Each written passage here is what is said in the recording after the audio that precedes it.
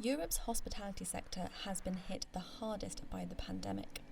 Successive lockdowns have made business in pubs and restaurants impossible, while there is still no roadmap regarding their reopening. Currently, the hospitality sector is fully closed in 18 EU member states, while in the rest severe restrictions have been imposed. Right after the first wave, pubs and restaurants invested in safety measures, but the second wave of the pandemic saw them shut again. There were tremendous investments by even small restaurants, small pubs and bars, in order to have the separations that were required, in order to have all the hygienic material that was requested. According to Simon Spillane, the Director of Communications of Brewers of Europe, there was little evidence that the hospitality venues were driving infections. 2% is potentially linked to contamination within hospitality businesses. I think in the UK there was some research showing it was approximately 5% was linked to contacted leisure and community settings, which include bars. In the Netherlands, there was some research showing 1.4%. Governments across Europe have taken a number of temporary measures, such as VAT reductions, to support the sector and avoid permanent closures.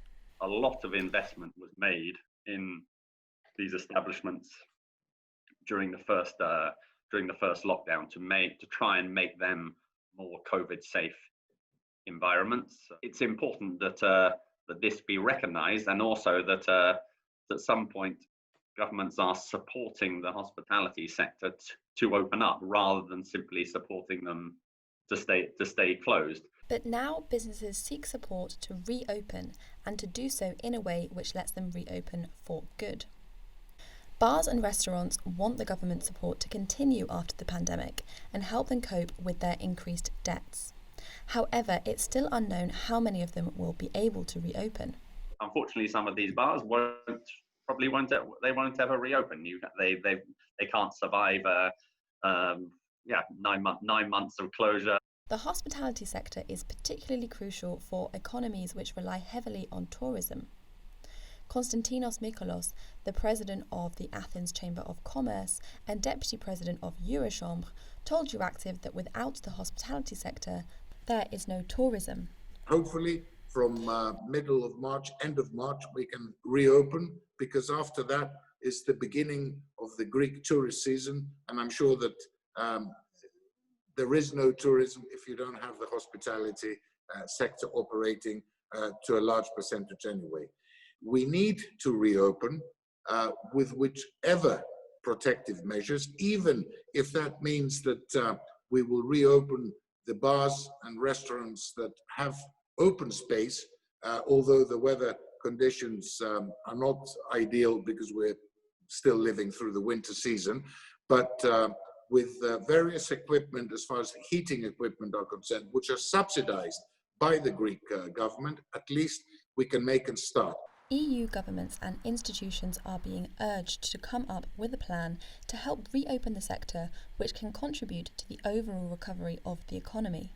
We will be in the coming days and weeks reaching out to the Parliament, the Commission, to the Council presidency, encouraging them to set up a specific task force. Many suggest that the EU Recovery Fund could be useful in helping the hospitality sector come up with innovative solutions and provide COVID-safe environments.